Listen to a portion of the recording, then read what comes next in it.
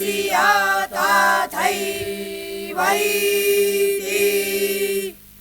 दूरं कामञ्ज्योतिकाञ्ज्यो तीरे कन्तन्मे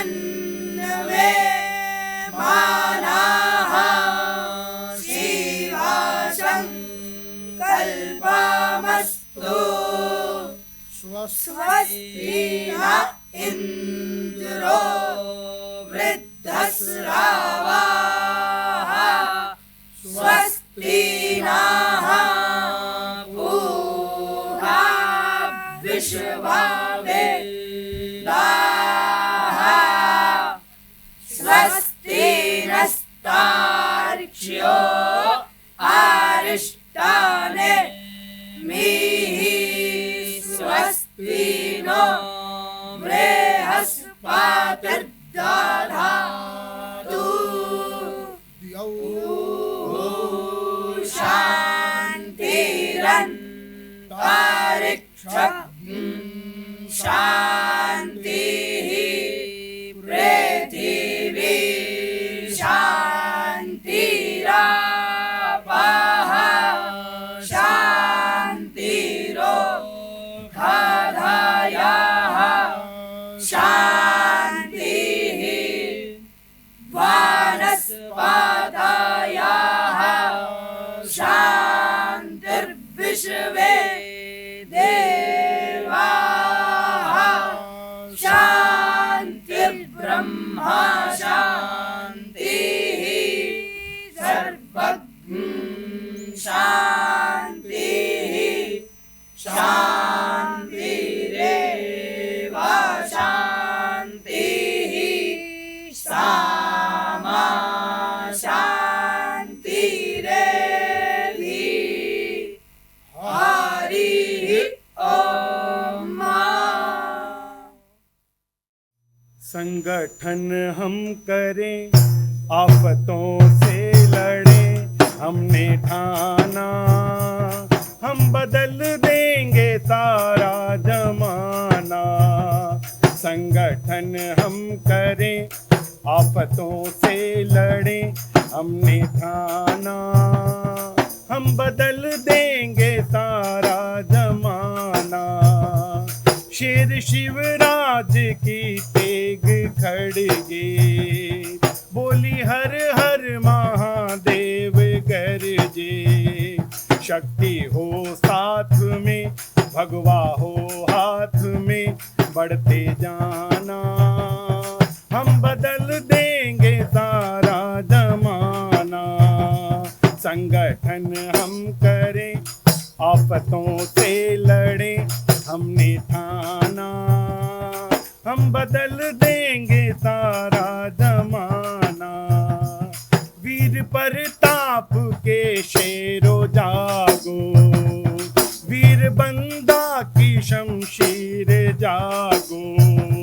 बज रहा है बिगुल नौजवान तू निकल रण में जाना हम बदल देंगे सारा जमाना। संगठन हम करें आफतों से लड़ें हमने ठाना हम बदल देंगे सारा जमाना। वीर केशव ने ये गीत गाया वीर केशव ने ये गीत गाया। राम राज्य का डंका बजाया राम राज्य का डंका बजाया। हम जिए या मरे हर बला से लड़े हमने ठाना हम बदल देंगे सारा जमाना। संगठन हम करें आफतों से लड़े हमने ठाना हम बदल देंगे सारा जमाना। सभी को नमस्कार। सम्मानित अतिथिगण, विद्वज्जन एवं सभी सम्मानित विचार साधकों का मैं डॉक्टर प्रियंका सिंह प्रेरणा विमर्श 2025 के इस प्रथम सत्र मंत्र विप्लव वैचारिक क्षेत्र में नवोत्थान में हार्दिक स्वागत और अभिनंदन करती हूँ। यद भवम तद भवति, जैसे हमारे विचार होते हैं वैसा ही हमारा भविष्य बनता है। इसलिए विचारों का नवोत्थान केवल बौद्धिक प्रक्रिया नहीं अपितु राष्ट्र निर्माण का आधार भी है। आज का यह सत्र उसी विचार ऊर्जा का सोपान है। कहते जहाँ प्रकाश होता है वहाँ ज्ञान का मार्ग स्वतः ही निर्मित होता है, और इसी आलोक परंपरा को आगे बढ़ाते हुए मैं विनम्रतापूर्वक निवेदन करती हूँ हमारे बीच उपस्थित श्रीमान प्रदीप जोशी जी, आदरणीय मीनाक्षी जैन जी, श्रीमान प्रतिबिंब शर्मा जी, श्रीमान अनिल त्यागी जी और श्रीमती प्रीति दादू जी से कि वो भारत माता के समक्ष दीप प्रज्वलित कर इस विचार यात्रा का मंगलारंभ करें। हरि ॐ अग्निर्ज्योतिर्ज्योतिरग्निः स्वाहा सूर्योज्योतिर्ज्योतिः सूर्यः स्वाहा अग्निर्वर्चोज्योतिर्वर्चः स्वाहा सूर्यवर्चोज्योतिर्वर्चः स्वाहा ज्योतिः सूर्यः सूर्यज्योतिः स्वाहा चन्द्रमा मनसो जातश्चक्षुः सूर्य अजायत श्रोत्रद्वायुश्च प्राणश्च मुखादग्निरजायत हरिः ॐ। हमारे बीच ऐसे विशिष्ट व्यक्तित्व विराजमान हैं जिनकी अनुभूति, अनुभव और विचार हमारे चिंतन को नई दिशा देंगे। और इस विचार यात्रा के इस प्रथम सत्र में केवल आपकी औपचारिक उपस्थिति ही नहीं बल्कि वैचारिक समृद्धि का आधार भी है। आपका हार्दिक स्वागत और अभिनंदन है। हमारे स्वागत के सूत्र में गुथा है अतिथि देवो भव। इसी भाव को आत्मसात करते हुए स्वागत की श्रृंखला को आगे बढ़ाते हैं। मैं श्रीमान अनिल जी से आग्रह करूंगी कि वो श्रीमान प्रदीप जोशी जी का साहित्य भेंट करके और प्रतीक चिन्ह से स्वागत।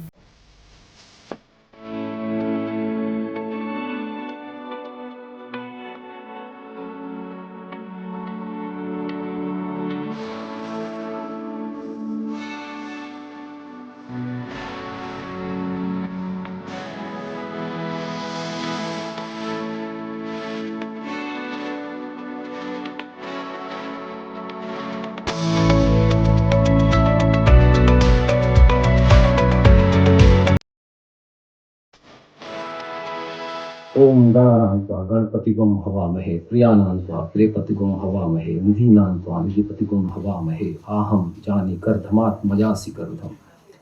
मंच पर उपस्थित श्रीमान प्रदीप जोशी जी, सुश्री मीनाक्षी जैन जी, श्रीमान अनिल त्यागी जी, श्रीमती प्रीति दादू जी, श्रीमान प्रतिबिंब शर्मा जी, सभागार में उपस्थित विशिष्ट महानुभावों एवं सभी सम्मानीय बंधु भगिनियों, प्रेरणा विमर्श 2025 में आप सभी का हृदय से स्वागत है।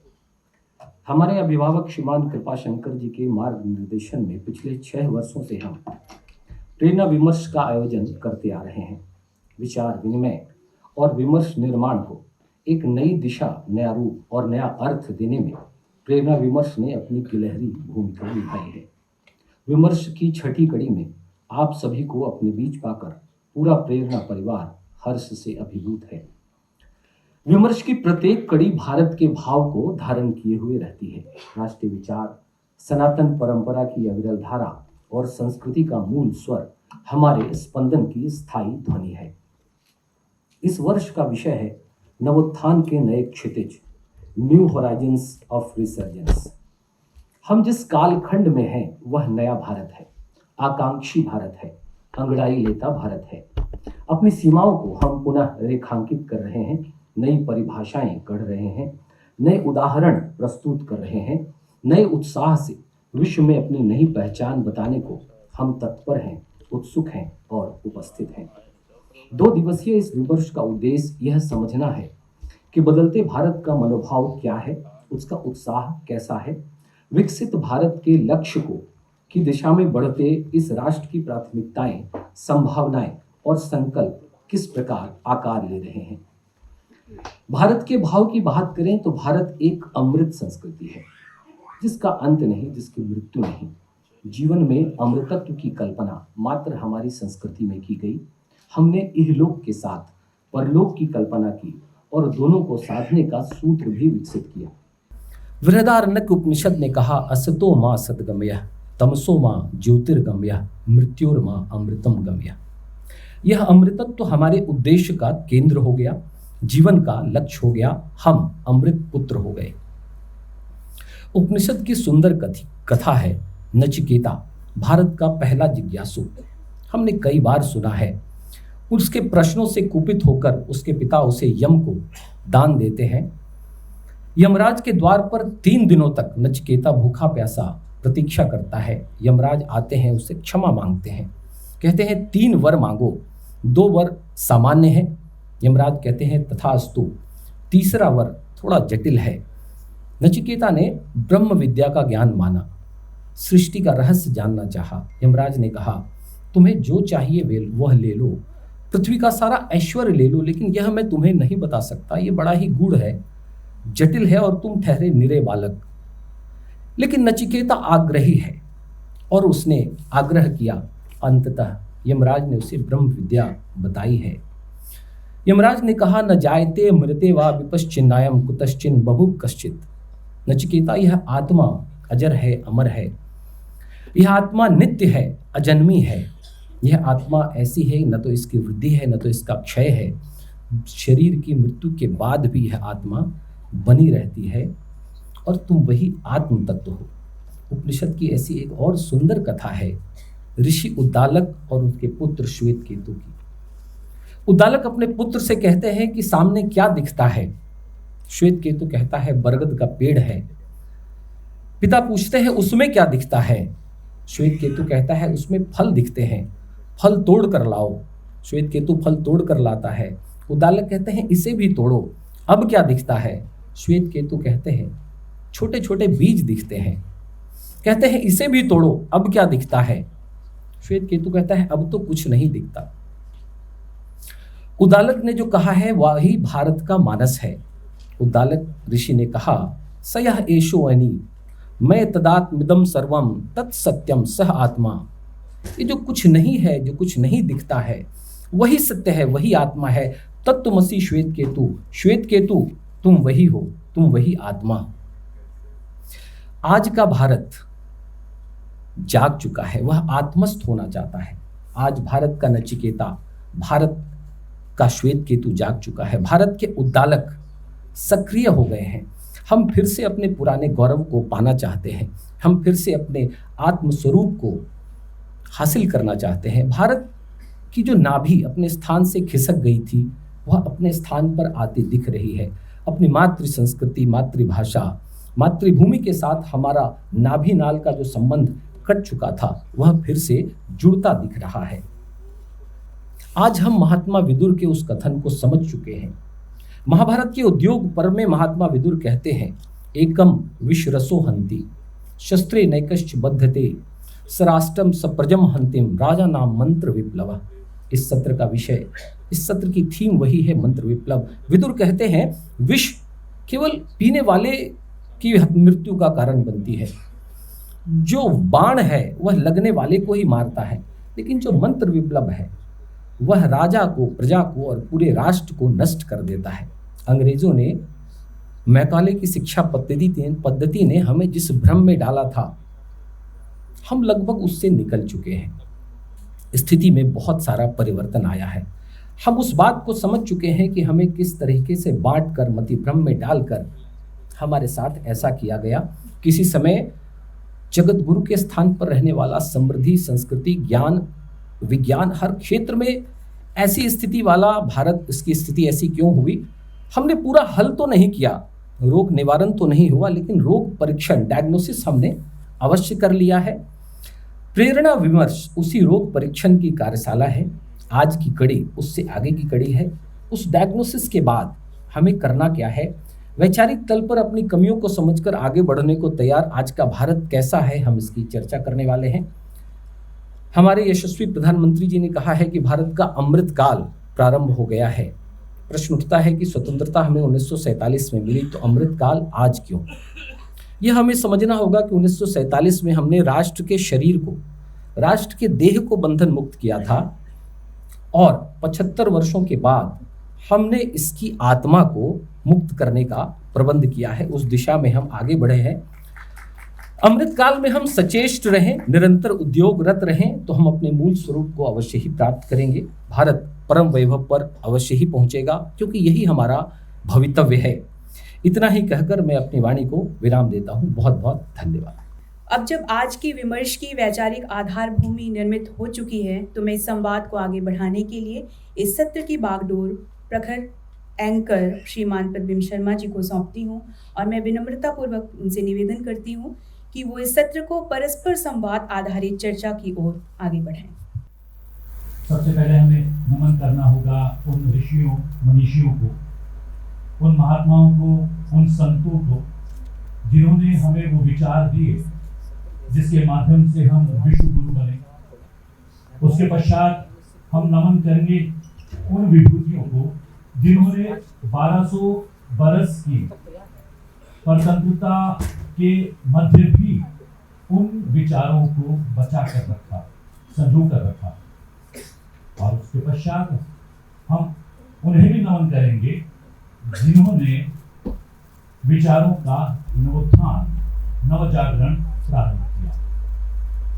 अगर गत 150 वर्षों की हम यात्रा पर नजर डालें तो स्वामी विवेकानंद, महर्षि अरविंद व्यक्तित्व के रूप में हमारे सामने आते हैं और संगठन के रूप में हमारे सामने आता है राष्ट्रीय स्वयंसेवक संघ। और हम लोग राष्ट्रीय स्वयंसेवक संघ के 100 वर्ष मना रहे हैं। ये तो बहुत ही सुअवसर है और इस सुअवसर पर हम लोग प्रेरणा विमर्श 2025 उसमें हम लोग विचार विमर्श कर रहे हैं, मंथन कर रहे हैं। और एक शायद एक परिचय मेरा छूट गया है कहीं से। मैं जिस संगठन से गत 3 दशक से जुड़ा हुआ हूँ वो कला के माध्यम से राष्ट्रवादी विचारों को प्रेषित करने का सतत प्रयास कर रहा है संस्कार भारती। ये मेरा सौभाग्य है, मुझे उससे जुड़ने का और उसमें काम करने का अवसर मिला। यहाँ पर 4 ऐसे व्यक्तित्व उपस्थित हैं हमारे मध्य जो समाज के भीतर रहकर लगातार राष्ट्रवाद का विचार जो है उसको विस्तार देने का प्रयास कर रहे हैं। माननीय प्रदीप जोशी जी हैं मेरे बाईं और मीनाक्षी जी हैं, इतिहासकार हैं। लगातार इतिहास के माध्यम से भी उन्होंने जो विचार हमारे मनीषियों ने जागृत किए थे वो इतिहास के माध्यम से लोगों तक पहुंचाने का सतत प्रयास कर रही हैं। प्रीति दादू जी हैं, एक जो हमारे हम जिनके सानिध्य में हैं कह सकते हैं और इस जो है विशेष कार्यक्रम में हम लोग चर्चा कर रहे हैं। साथ में अनिल त्यागी जी हैं, प्रेरणा विमर्श का ये जो पूरा वृहद आयोजन है उसके अध्यक्ष हैं। चारों के माध्यम से विचार के क्षेत्र में नवोत्थान को जानने का प्रयास करेंगे और जानने का ये भी प्रयास करेंगे कि ये जो सुअवसर आया है, क्योंकि अगर हम लोग 12-13 बरस पूर्व अगर इसी विषय पर विचार के नवोत्थान को लेकर कोई चर्चा कार्यक्रम करते तो शायद ना कर पाते। ये हमारे सामने एक सुअवसर है और इस सुअवसर को कैसे हम परिवर्तित करें, इस राष्ट्र को फिर से विश्व गुरु बनाने में एक संकल्प जो हमने लिया है 2047 तक भारत को विकसित राष्ट्र बनाने का, वो क्या विचारों के माध्यम से होगा, विचारों के नवोत्थान से होगा, ये जानने का प्रयास करेंगे हम इन चारों विभूतियों के माध्यम से। समय कुछ तय है, मुझे मैं उस तय समय के बारे में नहीं बोलूँगा क्योंकि गुणी जन हैं चारों विभूतियाँ और समय जो है किस तरीके से नियत समय में किस प्रकार से अपने विचार प्रेषित करने हैं मुझे मालूम है हो जाएगा। इसलिए मैं सबसे पहले आग्रह करूंगा माननीय प्रदीप जोशी जी से, विचार के क्षेत्र में लगातार कार्य कर रहे हैं, विचार जो हैं विस्तार ले रहे हैं, विचार जो हैं विस्तार लेकर सीमाएं लांघ रहे हैं और भारत के मनीषियों, भारत के संतों, महात्माओं, धर्म, अध्यात्म के बारे में पूरा विश्व अब जानने का प्रयास कर रहा है, जानना चाहता है। कौन कौन से ऐसे बिंदु हैं जो हमें फिर से जो है जिन पर कार्य करना होगा विचार के क्षेत्र में, और भारत को एक बार पुनः जो है विश्व गुरु के पद पर आसीन करना होगा। सम्मान्य मंच, सभी का परिचय बारंबार हो गया, इसलिए मैं सम्मान्य मंच कह के आगे बढ़ सकता हूं।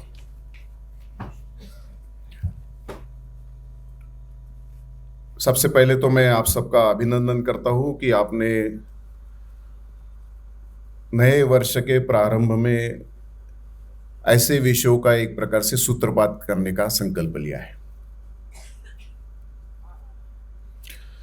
जब हम नवोत्थान के नए क्षितिज के लिए विचार कर रहे हैं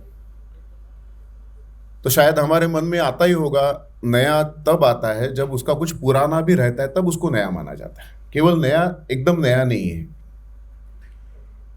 नव जागरण, नव जागृति, नव संकल्प, ये जब कहते हैं तो उसके साथ हमारा पुराना अनुभव भी हमारे साथ में ले जाता है। जैसे अभी प्रतिबिंब जी ने उल्लेख किया, कुछ चीजें हमारे देश में हमारे साथ में बहुत पहले से चलती आ रही है। शायद मीनाक्षी जी इसके बारे में काफी अच्छे से बात कर सकती है, उनका अनुभव भी, उन्होंने लेखन भी किया है। मैं उनके किताबों का उल्लेख करते रहता हूँ। इंडिया दे 100 किताब का बड़ा बड़ा अद्भुत उन्होंने संकलन हमारे सामने रखा है। ध्यान में आता है कि जो भारत का विचार है वो अध्यात्म का विचार है। ये हमारी विशेषता रही है। हमारे प्रस्तावना में भी श्याम किशोर जी ने वही का उल्लेख किया है। नचिकेता का, उद्दालक का वो कथा देते समय उनका भाव वही निकला है। और इस अध्यात्म केंद्रित विचार के आधार पर हमारी समाज की जीवन की रचना हमने विकसित की है। मानव का विकास यहां पर एक प्रकार से हमने प्रयोग के रूप में बहुत आगे ले गए, जो समाज जीवन के सभी क्षेत्रों में दिखाई देता है। सामाजिक, सांस्कृतिक, शैक्षिक, आर्थिक, राजनीतिक, जो भी जीवन का विचार है उस सब विषयों में हमारा केंद्र बिंदु ये अध्यात्म का विचार रहा।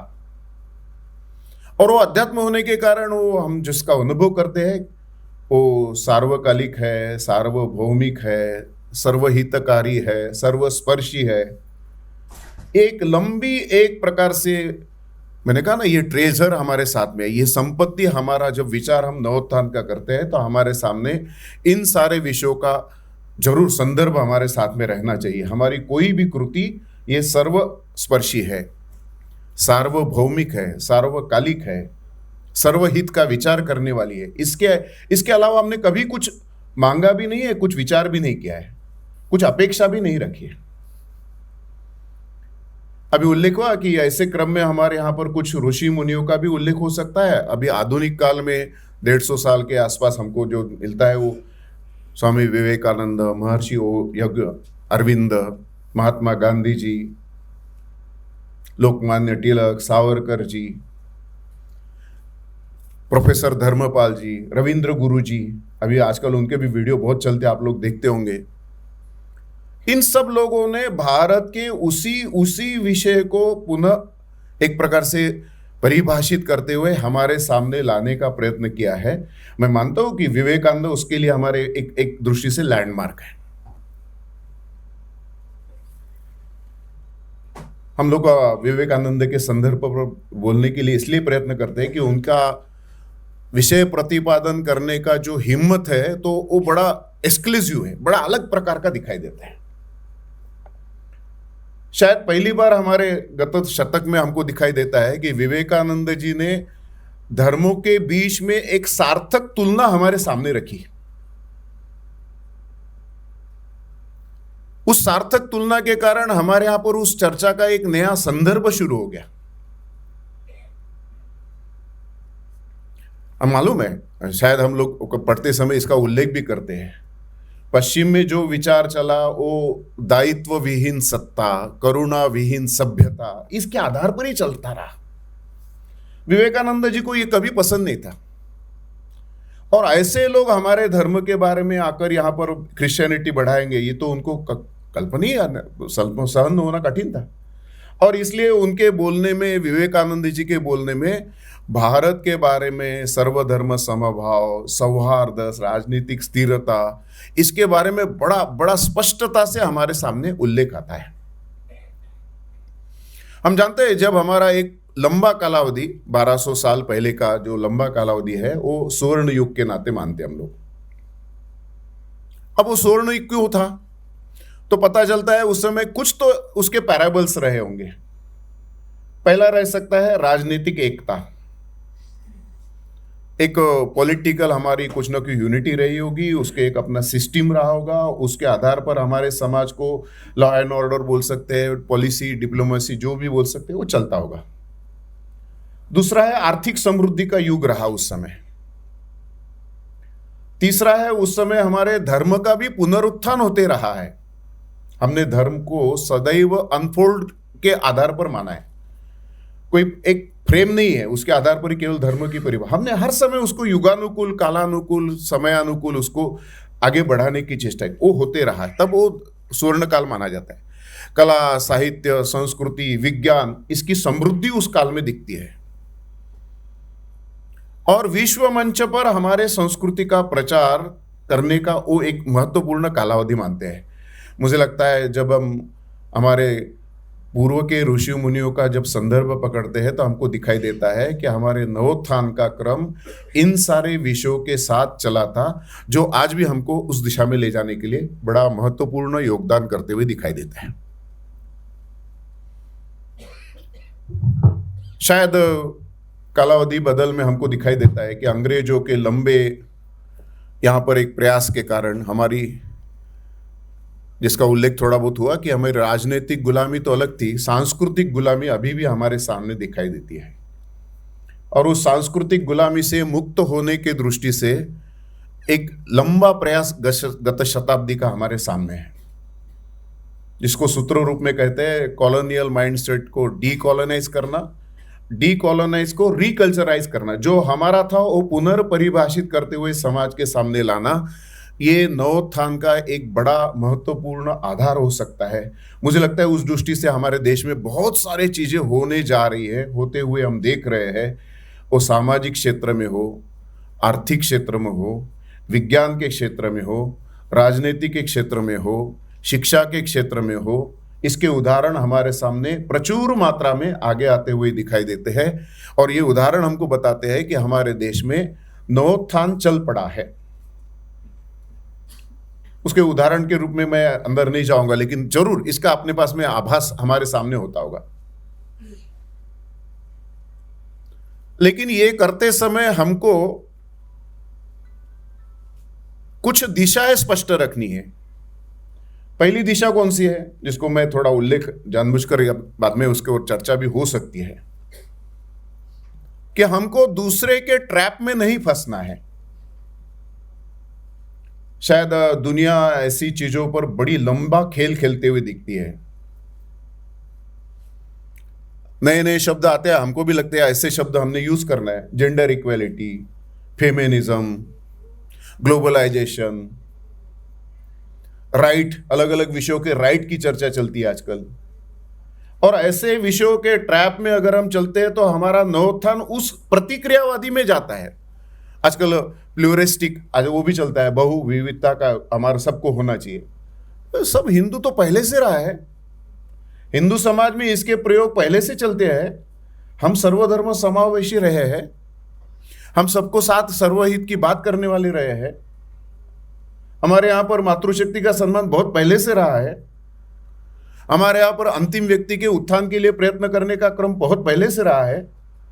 लेकिन कभी कभी शायद उस ट्रैप में हमारी परिभाषाएं न हो, इसके बारे में भी मुझे लगता है हमको ज्यादा एक प्रकार से ध्यान देने की आवश्यकता है, ऐसा मैं मानता हूं। एक विषय और जो थोड़ा समाज के लिए आज के लिए चिंतित है, ऐसा मैं मानता हूं, शायद आप लोग सहमत असहमत हो, आप तय करिए। समाज में 4 लोग एकत्रित होते हैं तो पॉलिटिकल ऑडिट जरूर होता है, सोशल ऑडिट नहीं होता है। अगर हमको नवोत्थान के नए क्षितिज के लिए विचार करना है तो हमारे सोशल ऑडिटिंग की कोई ना कोई व्यवस्था हमको समाज में निर्माण करने की आवश्यकता है। समाज अपना स्वयं शक्ति लेकर खड़ा हो, समाज के अपने अपने अपने प्रेरणा के स्थान खड़े हो और वो समाज को चला सकते हैं। हमारी पहले की प्रकृति ऐसी रही है, हम समाज आधारित, समाज की शक्ति के आधारित हमारा समाज का विकास होता था। धीरे धीरे ऐसे ही विषयों को लेकर काम करने वाला जो प्रयत्न है उसको ढूंढना, समझना, इसके जो मैंने उदाहरण बताया, इसके जो उल्लेख किए, ऐसे अनेक ऋषि मुनियों ने, साधु संतों ने, समाज सुधारकों ने इसके बारे में अनेक दिशाएं हमारे सामने प्रयत्न अपने सामने रखे हैं। उसके आधार पर होने वाले प्रयोग भी हम देख रहे हैं। मेरा विश्वास है नवोत्थान का ये नए क्षितिज का संकल्प हमारे लिए नए विषयों के साथ, नए दालनों के साथ, हमारे मूल को लेकर, हमारे रूट्स को लेकर आगे जाने की प्रेरणा देने में जो हमारा प्रयत्न चल रहा है उसको मैं शुभकामना भी देता हूँ और बाद में हम इस विषय पर और अधिक चर्चा कर सकते हैं। आप कुछ बिंदु अपने पास नोट कर रख सकते हैं, क्योंकि आपको भी अवसर मिलेगा प्रश्न करने का। बहुत सारे जो है प्रश्न शायद घुमड़ रहे होंगे, मेरे मन में भी है, मैं भी नोट कर रहा हूँ और उस बाद में उस पर बात भी करेंगे। मीनाक्षी जी यहाँ पर देश के प्रख्यात इतिहासकार यहाँ पर उपस्थित हैं। इतिहास वैसे बहुत सरल चीज़ है, एक तरीके से जो हुआ है उसको बताना है, लेकिन हम देख रहे हैं कि इतिहास के क्षेत्र में सबसे ज़्यादा विचारों का प्रयोग किया गया है और विचारों में भी कुत्सित विचार ज़्यादा सामने आते हैं और यही कारण है कि हमारे योद्धाओं का जिक्र जो है इतिहास में बहुत कम हुआ है। आतताई हुए हैं, आक्रमणकारी हुए हैं, उन्हें महान बताया गया है, उन्हें स्थापित करने का प्रयास किया गया है और उनको स्थापित इस प्रकार करने का प्रयास किया गया है कि वो जैसे भारतीय हों और उन्हीं का विचार भारत का विचार है। इस क्षेत्र में आदरणीय मीनाक्षी जी ज़्यादा प्रकाश डाल पाएंगी कि ये विचार जो प्रेषित हुए हैं इतिहास के माध्यम से, वो भी क्या एक ट्रैप है? क्या वर्तमान में हम उस इतिहास की प्रतिक्रिया देने में ज़्यादा लग गए हैं? हम अपने प्राचीन और समृद्ध इतिहास को स्थापित करने से कहीं ना कहीं दूर रह गए हैं। उस पर क्या चिंतन है, क्या विचार हैं आदरणीय मीनाक्षी? नमस्कार। समय कम है तो मैं विषय पर सीधी आती हूँ। मैं एक इतिहासकार हूँ और लगभग 15-20 वर्षों से मैं अपना अतीत को सही मायने से उसको ढूंढने का कोशिश कर रही हूँ। तो मैंने देखा कि इतिहासकारों को नए इंडिया का इतिहास लिखने में क्या चुनौतियाँ थीं। 2 मुख्य चुनौतियाँ थीं। एक तो जो हमको अंग्रेज़ों ने हमारे बारे में बताया और दूसरा आज़ादी के बाद एक इम्पोर्टेड विचारधारा, बाहर से आई विचारधारा ने इतिहास लेखन पर अपना पूरा कब्जा स्थापित किया और हमको कितना समय लगा उससे आज़ाद होने में। काफ़ी हद तक हमने प्रोग्रेस की है और लेकिन अभी बहुत रास्ता बाकी है। जब मैंने अपना इतिहास अध्ययन करना शुरू किया तो सबसे पहले मुझे बताया गया कि अंग्रेज़ों ने कहा है कि हमारे आने से पहले कोई भारत था ही नहीं। हमने भारत को एकता दी, हमने भारत को आइडिया दिया। लेकिन जब हम अपने संस्कृत ग्रंथों को पढ़ते हैं, उनका अध्ययन करते हैं, तो ऋग्वेद में नदी सूक्ता है और उसके बाद अथर्ववेद में पृथ्वी सूक्ता है। पृथ्वी सूक्ता 67 वर्सेस का है और उसको विश्व का फर्स्ट नेशनल सॉन्ग कहा है। तो ये जो प्रमाण है, ये मतलब कि ऋग्वेद अथर्ववेद की क्या डेट है वो कहना मुश्किल है, लेकिन 2025 में हम हैं तो ये कितने हज़ारों साल पहले हमको आइडिया था ये हमारी भूमि है, ये हमारा, और उस मतलब इतना विवरण किया है पृथ्वी सूक्ता ने। ये नदियाँ हैं, ये यहाँ पे ये लोग हैं, ये कार्य करते हैं, हम इस माता के आभारी हैं कि वो उसने सबको अपना संतान माना है, किसी को स्टेप सन नहीं मान, मतलब these are the ideas that we get about India. तो इस विषय पर मैंने बहुत अध्ययन किया और I will not go into that, but it is very clear idea of India, जो आइडिया ऑफ इंडिया है, it is along with the birth of our civilization. There is no dispute about that. Mahabharata Purana, I mean it's endless. और विष्णु पुराण वो कहते हैं कि धन्य है जो व्यक्ति इस देश में पैदा हुए हैं, क्योंकि बहुत जन्म लेने के बाद ही आप भारत में जन्म ले सकते हैं। So these are the kind of ideas which the British just ignored or did not know. और लेकिन कितने सालों से हम यही गान गा रहे हैं कि भाई अंग्रेज़ों ने हमको एकता दी, मॉडर्न टेक्नोलॉजी दी, रेलवेज़ दी।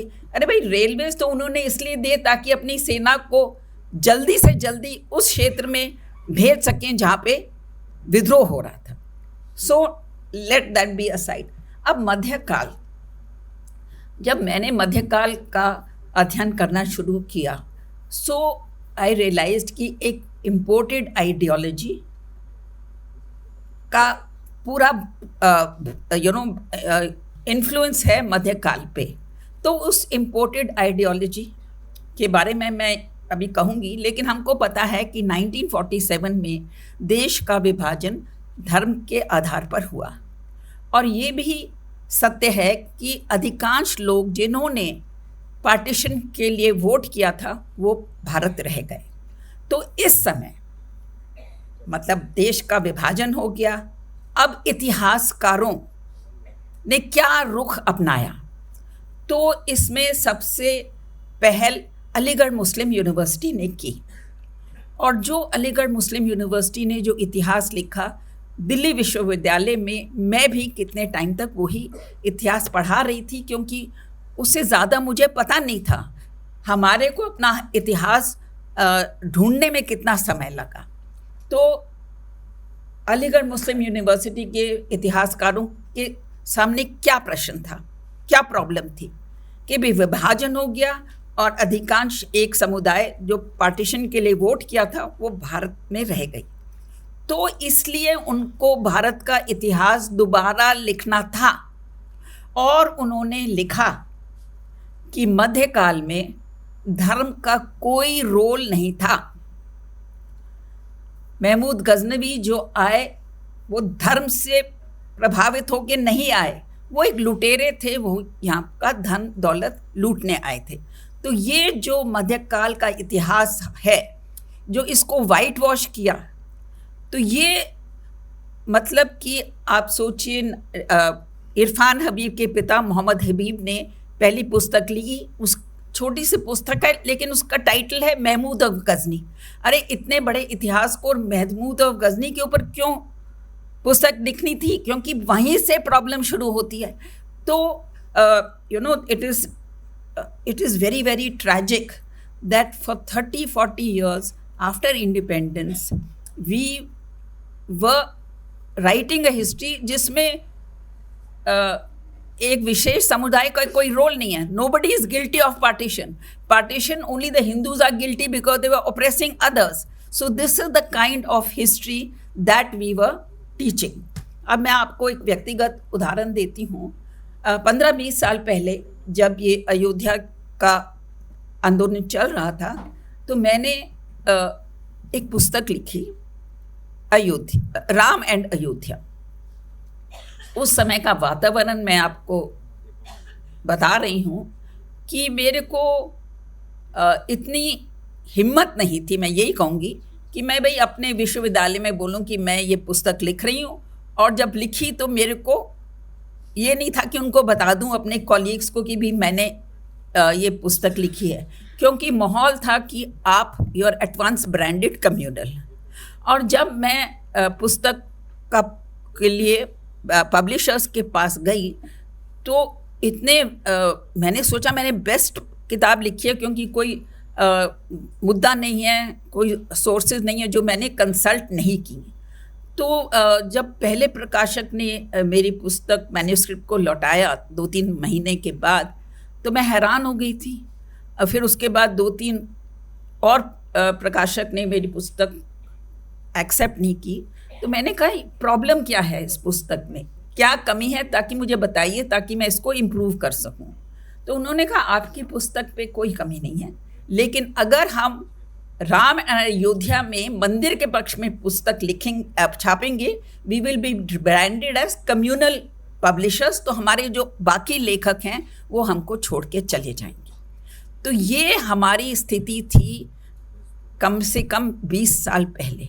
और अब जब 2024 में इतना विशाल राम टेम्पल का उद्घाटन हो रहा था, तो वही पब्लिशर्स मुझे बोलते हैं कि आप अयोध्या पे कुछ भी लिख दीजिए, हमको चाहिए। मैंने कहा मैं क्यों लिखूंगी?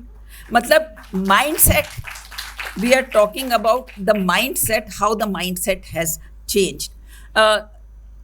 Then the point is that after that लोगों में, मैं अपने आप को ग्रेट स्कॉलर नहीं मान रही, लेकिन मेरी लोकप्रियता became evident because of the social media. Social media में मेरे को जो मैंने टॉक्स दी वो वायरल हो गई। उसके बाद देखिए अब publishers they are ready to accept books on Kashi, they are ready to accept books on Mathura.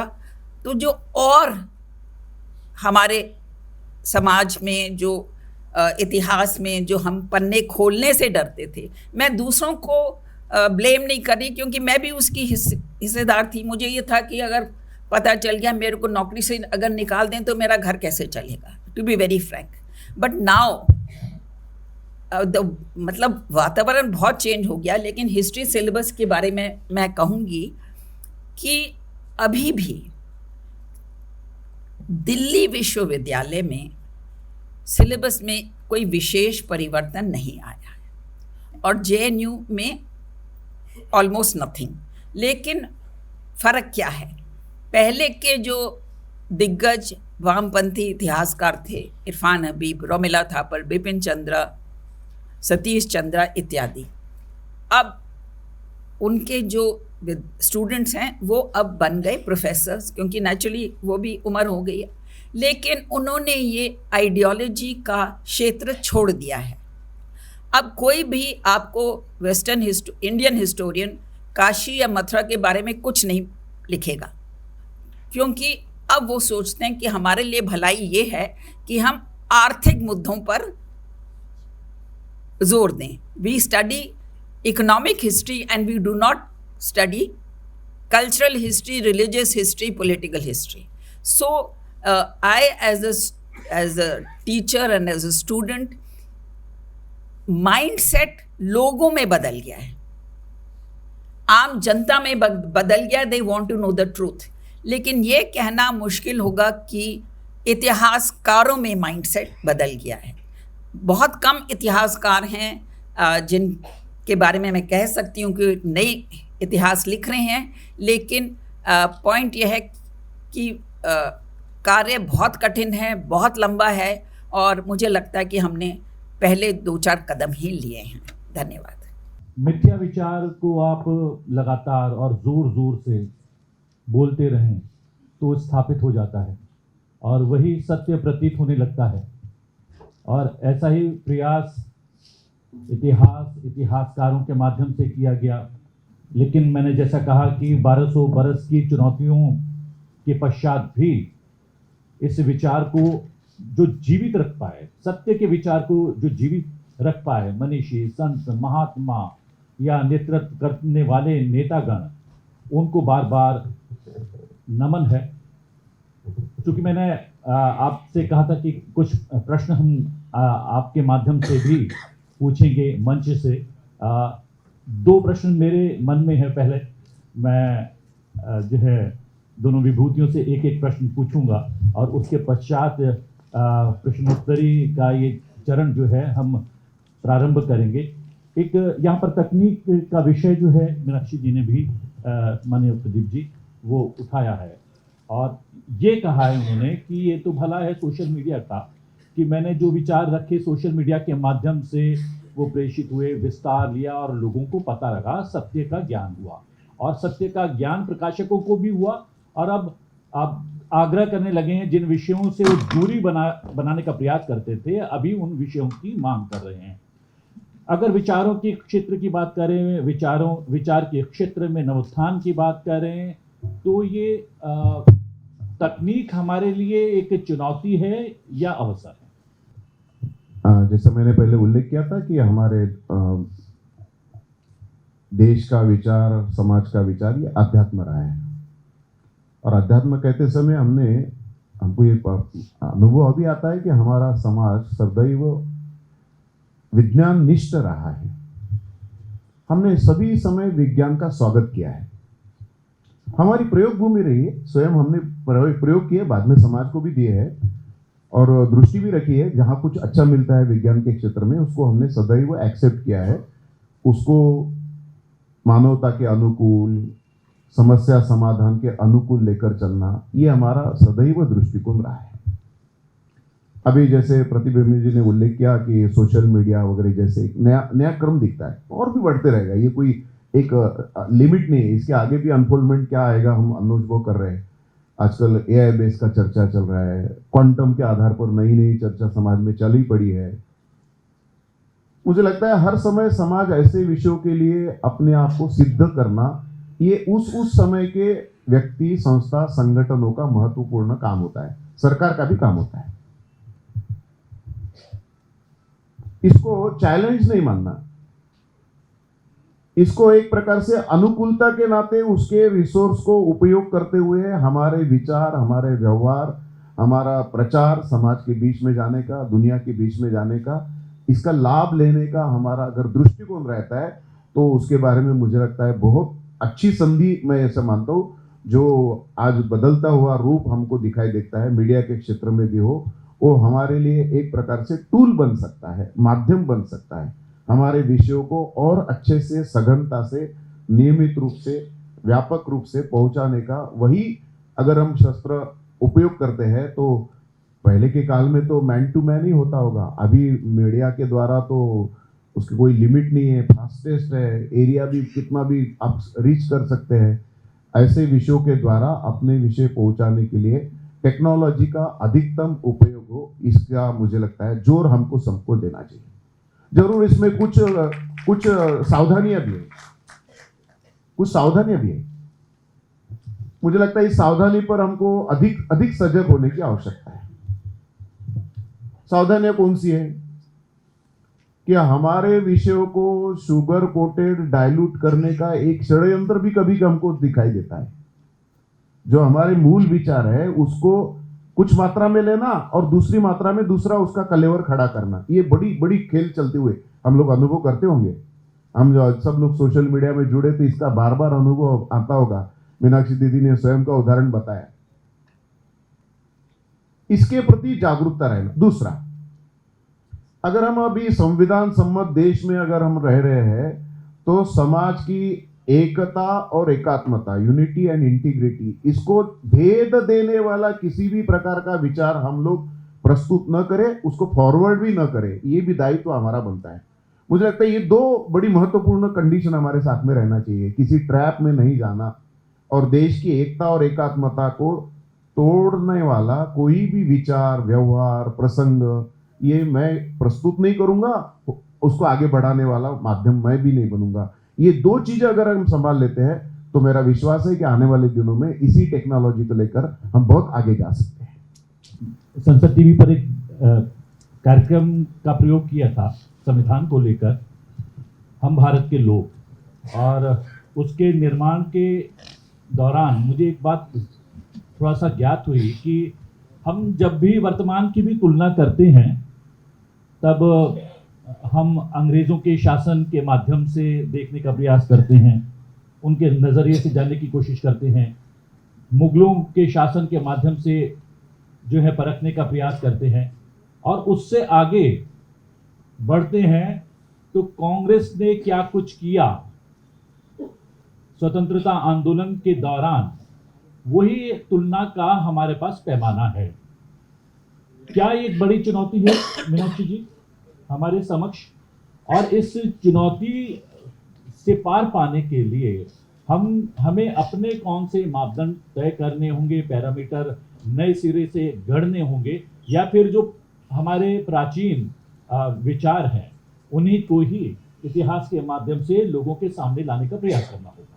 प्राचीन विचार जो हैं उनको लोगों के सामने लाना चाहिए, लेकिन मेरे को सबसे ज़्यादा उम्मीद अपने यंग जनरेशन से है, क्योंकि young generation is so aware and they want to become educated, और वो ना ब्रिटिश ना लेफ्टिस्ट हिस्टोरियोग्राफी में इंटरेस्टेड हैं। मेरे को, मैं अपना उदाहरण देना नहीं चाहती, लेकिन मैं बस देना चाहूँगी कि एक लॉ कॉलेज है दिल्ली में, बहुत प्रसिद्ध लॉ कॉलेज। तो उस लॉ कॉलेज में जो टीचर थी उन्होंने स्टूडेंट्स को कहा, आप कोर्ट्स एंड अयोध्या के ऊपर लेख लिखिएगा। हमारे जो कोर्ट्स हैं उनका अयोध्या केस में क्या क्या रूप रहा, क्या क्या उनकी जजमेंट थी, और टीचर ने एक लिस्ट ऑफ रिकमेंडेड रीडिंग्स दी। तो ये लड़की जो है, इसने टीचर को खड़े होकर बोला, मैम आपने इस लिस्ट में एक पुस्तक मिसिंग है। तो टीचर ने पूछा कौन सी, तो उन्होंने कहा मीनाक्षी जैन की ये पुस्तक है। टीचर ने कहा मैं तो नाम ही पहली बार सुन रही हूँ। तो मतलब, and she was being genuine, वो झूठ नहीं बोल रही थी, उन्होंने कहा नाम ही मैं पहली बार सुन रही हूँ। तो स्टूडेंट ने कहा लेकिन मैम अब आप रीडिंग्स दे रही हैं तो ये तो आपको देनी ही है। तो टीचर ने कहा आप इतना इंसिस्ट कर रहे हैं तो ये मैं पुस्तक मंगवा के देखूंगी इसमें क्या है। So what I am trying to say is that the young generation, जो हमारा नई पीढ़ी है, दे आर नॉट इंटरेस्टेड कि क्लासरूम में टीचर क्या बोल रही है, क्योंकि क्लासरूम में टीचिंग अभी खत्म नहीं हुआ है, वही leftist ideology. They are wanting to understand, वो अपने आप खोज रहे हैं कि इस विषय पे किसने लिखा है, क्या लिखा है। And I think that this is the real heartening thing for me, at least, that the new generation has come to know of new writings on Indian history before the teachers have come to know of that writing. आध्यात्म ऐसा लगता है कि एक क्षेत्र जो है, एक उम्र पार कर चुके, उम्र का पड़ाव पार कर चुके लोगों का क्षेत्र है। लेकिन हम देख रहे हैं कि OTT प्लेटफॉर्म हो, चाहे सोशल मीडिया हो, यूट्यूब हो, बहुत ही युवा 25-26 साल के युवा जो हैं वो आध्यात्म का एक प्लेटफॉर्म का इस्तेमाल कर रहे हैं और आध्यात्मिक चेतना का जागरण करने का प्रयास कर रहे हैं विचारों के माध्यम से, और ऐसे विचारवान लोगों को अपना मंच उपलब्ध करवा रहे हैं कि बच्चे बच्चे को ये चेतना जागृत हो गई है कि आखिरकार हम हैं कौन, हम अपने को जानने का प्रयास कर रहे हैं। हम जिस नवोत्थान की बात कर रहे हैं, जिस वैचारिक नवोत्थान की बात कर रहे हैं, वो युवाओं के माध्यम से उसका प्रसार हो रहा है, उसका विस्तार हो रहा है, और उसमें तकनीक जो है बहुत बड़ा योगदान प्रस्तुत कर रही है। मैंने आपसे आग्रह किया था कि कुछ प्रश्न जो है नोट कर लें, कुछ बातचीत चल रही है, यहाँ पर मंथन चल रहा है। 2015 में 2015 और 16 में डिस्कवरी चैनल जो 190 देशों में देखा जाता है, उसके लिए उसमें एक प्रोग्राम चला था the spirit of India the festival, जिसमें हमारे 12 त्योहार को एक एक एपिसोड दिया गया था और एक साल पूरा चला। इंग्लिश में इसलिए बनाया था कि वर्ल्ड की ऑडियंस इसको समझे। उसका मैं असर देख के आई हूँ कि हॉलीवुड में होली एक महीने में 4 बार मनाई जाती है बीच पर, और बच्चे कहानी जानते हैं। उसके आगे हमारे देश में इतने त्यौहार हैं कि हमारे वेंकटेश्वर भगवान तिरुपति 365 दिन है, उनके 450 उत्सव हैं। तो क्या इतने उत्सव होते हुए आगे क्या नहीं बनना चाहिए? और जब नवोत्थान हो रहा है तो इस पे आगे भी तो एपिसोड बनने चाहिए ना, इतने हमारे फेस्टिवल्स हैं ताकि दुनिया जाने। जी हाँ, ये बात सही है कि कंटेंट जो है, पूरे विश्व में कंटेंट की बहुत कमी है। भारत भूमि ही केवल एक ऐसी भूमि है जहाँ पर आपको हर कदम पर एक नई कहानी, नए किस्से मिल जाएंगे, और वो सत्यता के बहुत निकट होते हैं, बहुत नज़दीक होते हैं। लेकिन हम उनको उस तरीके से वैल्यू नहीं करते हैं। हमें उसको वैल्यू करना चाहिए और वैल्यू करके जो है लोगों तक पहुंचाने का प्रयास भी करना चाहिए। एक प्रयास किया गया डिस्कवरी के माध्यम से, लेकिन इस प्रयास को और ज़्यादा अधिक विस्तार देने का प्रयास करना चाहिए। क्या माननीय प्रदीप जी? मुझे लगता है नई पीढ़ी इसके बारे में बहुत अधिक ज़्यादा सोचती है, ऐसा मेरा अनुभव है। दो विषयों के बारे में शायद थोड़ा बहुत उल्लेख मीनाक्षी दीदी ने अभी किया था, मैं भी एक बार उल्लेख करूंगा। नई पीढ़ी अपने आप को वैश्विक बनाने की प्रक्रिया में बहुत गतिमान है, ग्लोबल बनाने की चीज। अभी वो केवल अपने छोटे से समाज का नहीं सोचता, वो ग्लोबली सोचता है। मेरे प्रवास में मैं एक यूट्यूब चैनल के पास, अच्छा बड़ा चैनल चलाते हैं, बहुत अच्छा सक्सेसफुल चैनल चलाते हैं। मैंने उनको पूछा, भाई आप लोग चलाते हैं तो इसमें क्या विशेषता है, कुछ आपके कोई टर्निंग पॉइंट्स मानते हैं क्या? तो उन्होंने मुझे कहा कि जिस दिन से हमने जियो पॉलिटिक्स पर चर्चा लेना शुरू कर दिया, उस दिन से हमारा ग्राफ गति से बढ़ना शुरू हो गया। नई पीढ़ी जियो पॉलिटिक्स समझना चाहती है। पॉलिटिक्स मतलब शब्द पॉलिटिक्स शब्द नहीं है, वो जियो जो अलग अलग प्रकार से फिनोमिना चल रहे हैं उसकी वस्तुस्थिति समझना चाहता है, उसमें अपना क्लियरिटी समझना चाहता है, उसमें अपना भाव प्रकट करना चाहता है, अपने भारत के बारे में अपेक्षा व्यक्त करना चाहता है। गति से वो कह रहे थे, बहुत गति से हमारा ग्राफ बढ़ा है। मुझे लगता है ये हमको समझने की आवश्यकता है कि नई पीढ़ी ऐसे विषयों को जोड़ती है।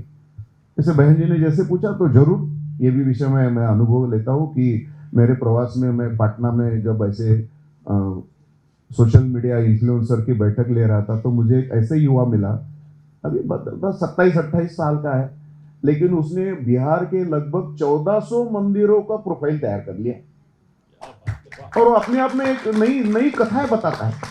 हर मंदिर का अपना कुछ न कुछ उसका सामाजिक, पौराणिक, उसका विज्ञान, उसका मेला, उसके उस साथ जुड़ा हुआ कोई अध्यात्म का कंटेंट है। ऐसे उसने अब देखते देखते 1400 मंदिर का एक कंटेंट बना लिया। तो नई पीढ़ी अपने स्थान से भी ऐसे करने के लिए उद्युक्ता है। मुझे लगता है सरकार भी ऐसे विषयों पर जरूर, आप जैसे कहा, विचार करती है और समाज ऐसे विषयों को ओन करना ऑलरेडी कर दिया है, ऐसा मैं मानता हूँ। मैं जोड़ना चाहूँगा कि जैसे कंटेंट की हम लोग बात कर रहे हैं और हम लोग ऐसे ऐतिहासिक धरोहर भी हमारे देश में जो है भरपूर है और हम जो है विश्व के अलग अलग देशों में जाते हैं पर्यटन के लिए।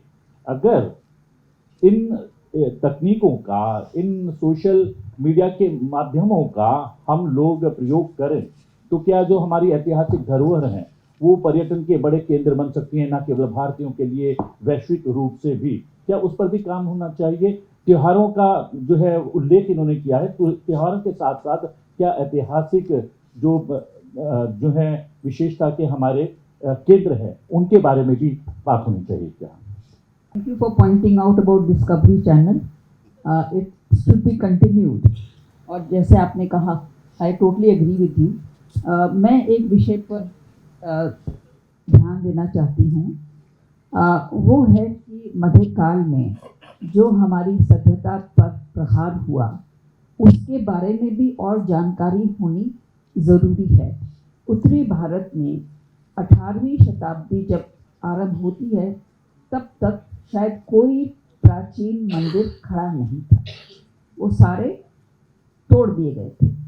लेकिन ये तो हम सब जानते हैं, लेकिन हम में से कितने लोग जानते हैं कि जब किसी भी मंदिर पर प्रहार हुआ और ये प्रहार 18वीं शताब्दी तक चला, तो मंदिर के जो पुजारी थे और जो भक्त थे वो मंदिर को तो बचा नहीं सकते थे क्योंकि मंदिर विशाल थे और उनके पास हथियार नहीं थे। लेकिन इनके पास मंदिर में सबसे प्रिय क्या चीज़ थी? वो थी मूर्ति। और मध्यकाल के आपको इतने इंस्क्रिप्शंस मिलेंगे, इतने ग्रंथ मिलेंगे, इतने सबूत मिलेंगे जो बताते हैं ऑर्डिनरी पुजारी, ऑर्डिनरी भक्त मूर्ति को लेके उसको बचाने के लिए उन्होंने क्या क्या संघर्ष किया। तो ये भी हमारा जो अतीत है इसके बारे में हमको जानकारी होनी चाहिए। अब जैसे कि राजस्थान, क्योंकि राजस्थान में बहुत सारे मंदिर बने थे और जब औरंगज़ेब ने आदेश दिए 1671 में कि सारे मंदिरों को तोड़ना है। तो ये मंदिर के पुजारी थे वो और भक्त थे, वो मूर्तियों को लेके भागे। और कहाँ भागे? सबसे नियरेस्ट था राजस्थान, क्योंकि राजस्थान में इमीडिएटली मुगल सेना हमला नहीं कर सकती थी, क्योंकि पहाड़ियाँ हैं, ये वो हैं। तो आप इमेजिन करिए, एक मंदिर था गोविंद देव। गोविंद देव का मंदिर मान सिंह ने बनाया था, और गोविंद देव की मूर्ति वहाँ से भागकर जयपुर, उसको 70 वर्ष के करीब लगे।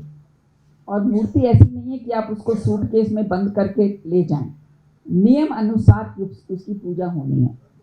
तो जयपुर कहाँ से यहाँ से वो जयपुर लाने जो गए, तो रास्ते में हर जगह पर जो छोटी छोटी हट्स बनाई या छोटे छोटे कमरे बनाए जहाँ पे मूर्ति को रख सकते थे, पूजा करते थे, until it reaches जयपुर। तो ये जो स्थान बनाए वो काफ़ी स्थान अभी तक हैं, और लोगों ने, जो आम वहाँ के लोग हैं, उन्होंने वहाँ पर नई मूर्ति रख के वहाँ पे स्थापना शुरू की है। So this kind of story is so, it tells you कि हम कैसे इकट्ठे रहे। Why did we remain one? क्योंकि किसी राजा ने नहीं कहा कि आप एक हैं, यहाँ के लोगों ने कहा ये हमारी सभ्यता है, ये संस्कृति है, और हमको जितना भी करना पड़े हमको करना है। एक और उदाहरण दूंगी, can I just, Shri Ranganath temple, क्योंकि मैंने अभी मथुरा का उदाहरण दिया है। श्री रंगनाथ टेम्पल, आप में से बहुत लोगों ने उसके बारे में सुना होगा। तो श्री रंगनाथ टेम्पल पर अलाउद्दीन खिलजी के समय 2 बार प्रहार हुआ। तो पहली बार जब प्रहार हुआ तो दे वर नॉट प्रिपेयर्ड, उनको ये भी नहीं पता था कि भी ऐसे भी हो सकता है कि मंदिरों पर प्रहार हो। जब दूसरी बार प्रहार हुआ, दे वर बेटर प्रिपेयर्ड। तो वो अपने जो मैन्युस्क्रिप्ट थे, मूर्ति थी, पुजारी लेके भागे।